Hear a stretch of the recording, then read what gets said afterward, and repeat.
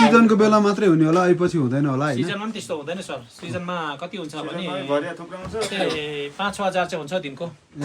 दिनको 5-6 हजार हुन्छ। कोहीले 10,000 अनि जस्तो अब यो यहाँनेरि केबल कार चल्ने भन्ने हल्ला चलिरहेछ, यो चल्यो भने चाहिँ तपाईहरुलाई त असर पर्छ नि हैन? खै यो केही भन्न सक्दैन। पुरानो यो नेताहरूले डाइरेक्ट भन्नु पर्दा हजुर अलि जुन यहाँ उनीहरूले चाहिँ जनतालाई कानुन मिचेर यो चाहिँ बनाएको कुरो हो हैन, तपाईहरुलाई पनि थाहा छ हैन?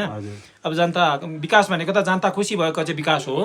जनता दुखी भएर बनाएको कुरो चाहिँ विकास भन्न सकिएन हामीले चाहिँ। सकिँदैन। त्यसो भए तपाईको कुरालाई चाहिँ हामीले के बुझ्ने ल भन्नुस् त?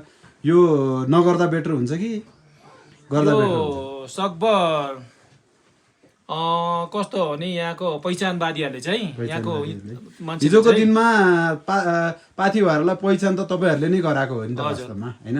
हो अब आज चाहिँ कुनै मारवाडीहरुको आँखा लाग्यो अनि यहाँनेरि चाहिँ ओहो कमाइ उ गरौँ, केबल कार चलाएपछि त मान्छे मन्दिरमा जान्छन्, इजिली इन्कम सोर्स बढ्छ भन्ने हिसाबले उनीहरूले त्यो आँखा देखे। ठुल्ठुलो मोटो मोटो रकम सरकारसँग चाहिँ एग्रिमेन्ट गरेर उनीहरू पनि अब भनौँ न कमिसनको चक्करमा बनाइदिइसकेपछि तपाईँहरूको पेटमा त लात हान्ने त सोझै नै भइहाल्यो। सोझै त्यो त हानेकै देखियो नि हैन? हानेको देखियो हो। ठिक छ, यसको बारेमा अब सरकारले यदि यहाँनेरि केबल कार चलिहाल्यो भने त्यसको विकल्पमा तपाईँहरूलाई रोजगार दिनुपर्छ सहजै रूपमा। मेरो चाहिँ त्यो त दिनै पर्यो होइन र सर?